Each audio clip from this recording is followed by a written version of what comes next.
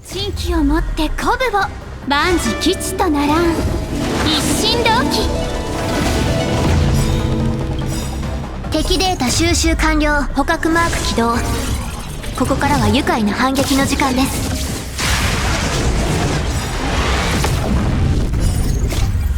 ああ、ルールは破るためにある。アウト。終わりか。アウト。終わりか。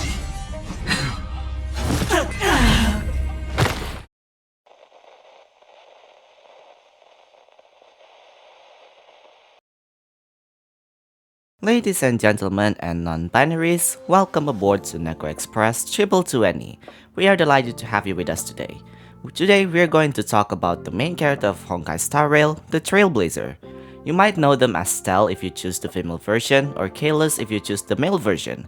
You immediately gain the Trailblazer early in the game, and for someone who is a beginner character, they have great skills and potent damage. For this video, we'll be talking about their physical form, and we'll talk about their fire form in later videos. Without further ado, let's get started. Now, we have one of the most asked questions about the Trailblazer. Can they be your main carry? By the time this video is being made, the answer is yes, they can. It's not a surprise that while they can be your main carry, they're very replaceable as a DPS, especially if you compare this path with Preservation path. But we won't talk about that as we'll focus on what the physical Trailblazer offer. Physical Trailblazer form is a physical unit that follows the destruction path. Being a destruction path means they specializes in AoE and single target damage, and also tankier stat-wise. Being physical unit also means their weakness trigger is bleed, dealing physical damage over time that scales on enemies' HP by 16% for normal mobs and 7% for elite or boss enemies. Trailblazers kit mostly increase their own personal damage by stacking as much attack as they possibly can. Physical Trailblazer skills are very easy to understand, and while they don't have fancy skills to offer, their skills are strong enough to carry you throughout the game. I can guarantee you that as I clear the Hall of Memories with physical Trailblazer. Let's move on to their skills. Their base talent passive allows them to increase their attack by 10% whenever they trigger weakness break and stacks up to 2 times, which caps at 20% damage increase. Further upgrades let the Trailblazer to further increase their attack by 25% per stacks, caps at 50% damage increase. Since they are in destruction path, this means they can trigger this talent in one turn easily depending on the enemy that you're facing. For example, small enemies can easily get their toughness meter destroyed by one skill use. Also, this talent is not that potent against boss enemies unless the Trailblazer is the one who triggered the weakness break. One more thing, this talent hampers Trailblazer's use because of the weakness break requirement. Not all enemies have physical weakness, so this talent alone makes the physical Trailblazer very replaceable. There is however a solution to this, but we'll talk about that later.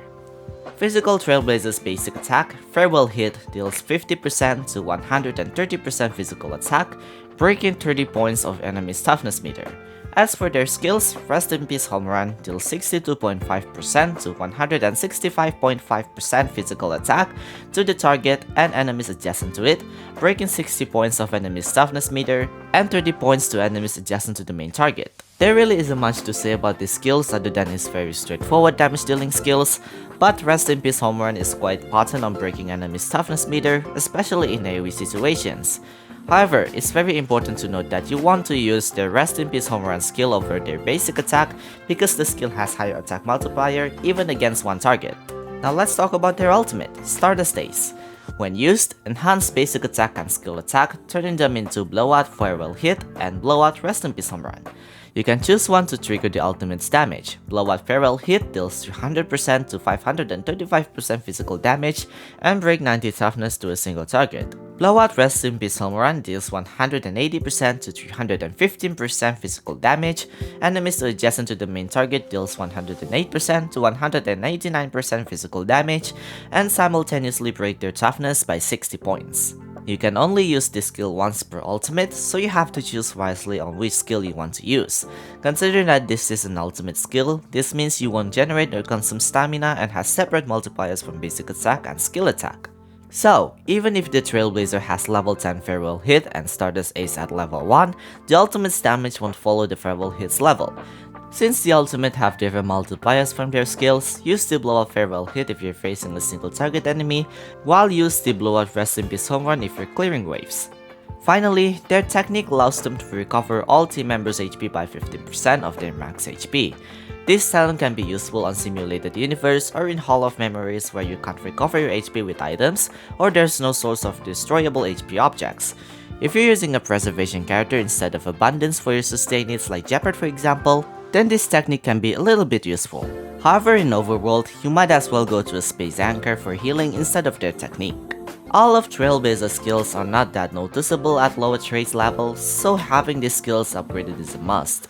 Traits priority is quite simple, as you can leave the basic attack stat upgrade at level 6 for the 100% attack multiplier, and focus on the other traits level instead.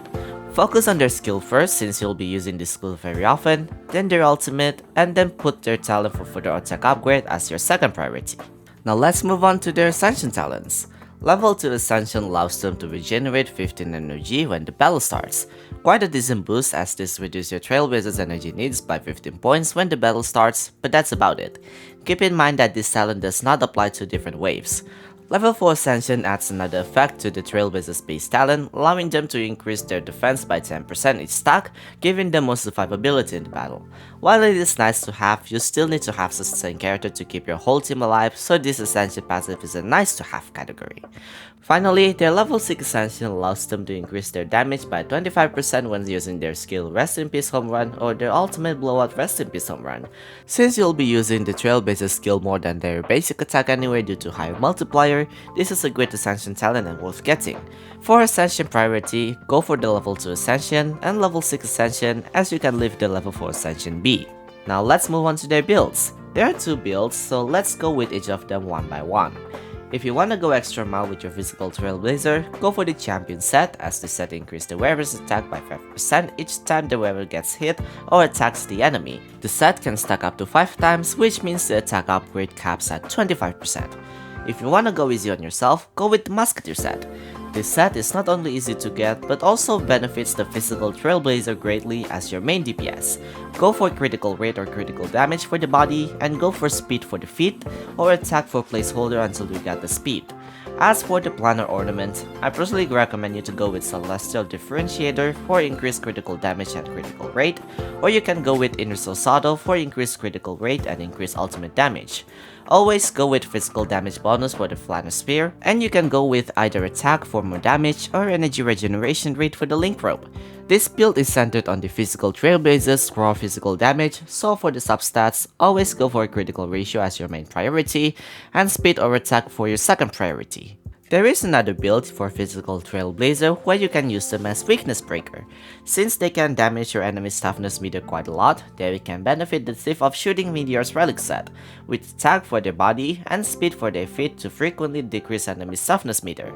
As for their ornaments, go for Talia Kingdom of Banditry for extra break effect, and for their increased break effect when you have above 145 speed points with physical damage for the Flanner Sphere and break effect for the Link Rope. You can also go with energy regeneration rate to activate your ultimate more frequently. Because this build is quite centered on your Trailblazer to break your enemy's toughness, you want to prioritize as much break effect as you possibly can or speed as your second priority. Physical also has the highest multiplier for break damage as of now, but it's worth noting that bleed is based on your enemy's HP instead of break effect, so be sure to keep that in mind. Some hardcore beta testers says that weakness break falls off in late game, but since we're still in the middle game right now and I'm not spending my hard-earned money on Trailblazer power, I ain't spending another 100 bucks for that. We'll just have to wait and see as I'll update this build later when I reach that level. As for the light cones, go for On the Fall of a Neon. You can buy this light cone if you play Herd the Simulated Universe and buy them for 8 Herdabond. I highly recommend you to buy all of the light cones available at Herd store as they have really strong effects and usable on everyone of the same path. Speaking of usable on everyone, this light cone is usable whether you want to use the Trailblazer as Toughness Breaker or raw physical DPS. This light cone brings most damage of both sides of the spectrum as it increases the weakness break damage and raw damage. This can be set as physical Trailblazer's best in slot light cone. If you don't have this one yet, you can go with something irreplaceable for further sustain and increase attack if you happen to have it. For lower rarity options, you can go with the Moles Welcomes You as this light cone increase your attack whenever you cast basic attack, skill attack, or ultimate. Nowhere to Run is a decent option for sustain and can be set as miniature version of something irreplaceable. If you want to get the most out of Weakness Break build, you can go with Woof Walk type. Oh my god. I'm sorry. Anyway, you can go with that to increase the Trailblazer's damage to enemies inflicted from bleed or burn. Finally, for even cheaper investment, Collapsing Sky is the best option as it increases both skill and basic attack damage, which is a great pair with Musketeer set. Now let's move on to their Eidolons. Their first Eidolon allows them to gain 10 energy when using their ultimate and can only trigger it once per attack. This means if you're using Blowout Rest in Peace Home Run, they can only regenerate 10 energy and not 30 energy. Second Eidolon allows them to regenerate 5% of their attack when attacking enemies with physical weakness. This Eidolon is not as strong as this Eidolon limits the enemy that can trigger this talent. Third Eidolon upgrades skill and talent level by 2. Fourth Eidolon increases Trailblazer's critical rate by 25% when attacking enemies with Weakness Break. This is a great boost for the Trailblazer as you can worry about their other stats when building their relic and can invest very little on their critical rate. This however demands you to bring different elemental characters on the team to trigger Weakness Break, and I still recommend you to bring at least 50% critical rate to your Trailblazer stats. Fifth Eidolon upgrades ultimate level by 2 and basic attack by 1. And finally, 6th Eidolon triggers the Trailblazer's talent when defeating an enemy. This Eidolon improves Trailblazer's performance as you can now use them more freely despite the enemy not having physical weakness. Overall, the physical Trailblazer has some great Eidolons that improve their combat significantly. Even if you're not planning to use them, you still have to buy their Eidolons at the shop to gain rewards anyway.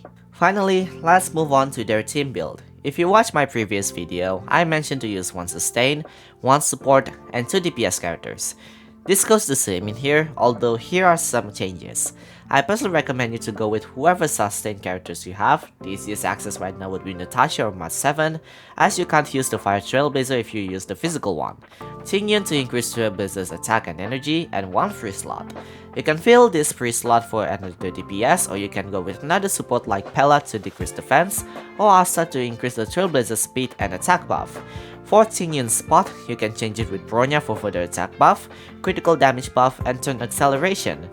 If you're a newbie, you can always stick with March 7 or Natasha, Asta, and free spot for other freebie characters that you like. Personally, I would go with Serval for AoE damage, but again it depends on who you are facing. If you have more characters, I personally would go with Jeopard, Bronya, free spot for another element, and Trailblazer. If you're using Weakness Break build, Asta is almost mandatory as it can help your Trailblazer to break enemies' weakness more frequently. The team's composition will be different as you need to have another source of raw DPS. Sustain, Asta, Trailblazer, and finally raw DPS characters such as Dancing or Serval would be preferable.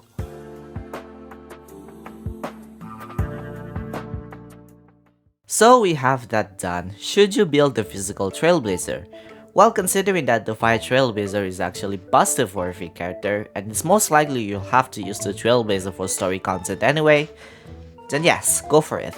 For a DPS character, I personally think they are quite underrated, especially their ultimate because 500% physical attack is not a joke. That's an insane amount of nuke damage, so if you have the chance, I highly recommend you to give the physical Trailblazer a try because they are quite fun and pretty potent damage dealer. And with that, we finally reached our destination. Ladies and gentlemen and non-binaries, please don't forget to leave this video a like so that Neko Express gets more noticed by the algorithm. Don't forget to subscribe to the channel for more videos like this. If you have some concerns, please leave your inquiries down in the comment section. Thank you for taking the journey with us today, and we'll see you again on your next visit. May the stars lead and protect you to the right path.